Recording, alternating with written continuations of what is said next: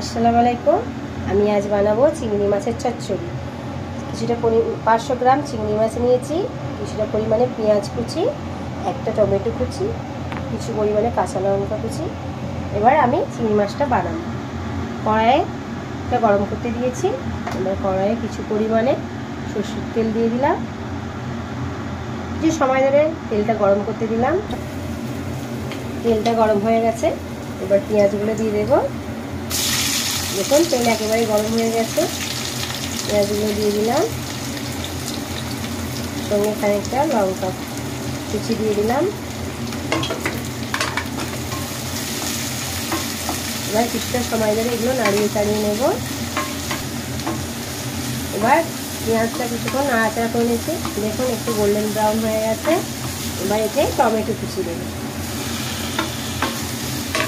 এটা একেবারে অন্য টাইপের চিংড়ি মাছের চচ্চড়ি। কয়েক মিনিট ধরে নাড়িয়ে চাড়িয়ে নিলাম টমেটোটা দিয়ে। এবার একে একে চিংড়ি মাছগুলো দিয়ে দিলাম। এটা একেবারে নতুন রেসিপি, চিংড়ি মাছ দিয়ে টমেটো দিয়ে। কিছুটা পরিমাণে হলুদ গুঁড়ো দিয়ে দেবো, প্রয়োজন মতো হলুদ গুঁড়ো, অল্প পরিমাণে লঙ্কার গুঁড়ো,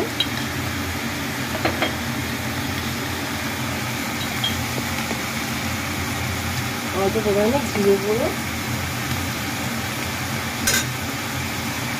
স্বাদ মতো নুন,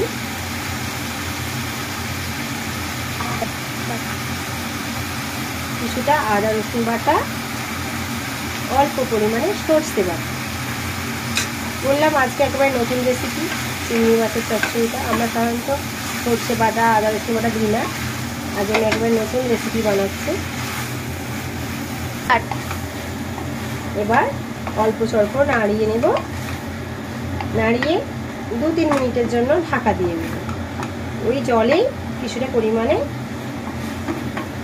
চিংড়ি মাছটা ভাপিয়ে নেব।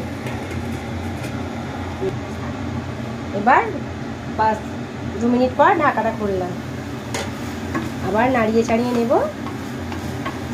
এবার কিছুটা, যেহেতু অনেকক্ষণ রান্নাটা কষিয়ে নিয়েছি, এতে আবার কাঁচা জল দিলে টেস্টটা ভালো লাগবে না, তাই একটু গরম জল করে নিলাম। এবার গরম জলটা এতে দিয়ে দেবো, অল্প পরিমাণে গরম জল দিয়ে দেবো। গরম জলটাতে চিংড়ি মাছটা পুরো ভাপা হয়ে যাবে, কেন কাঁচা জল দিলে তরকারির টেস্ট নষ্ট হয়ে যায়, স্বাদ ভালো হয় না। সেহেতু কোনো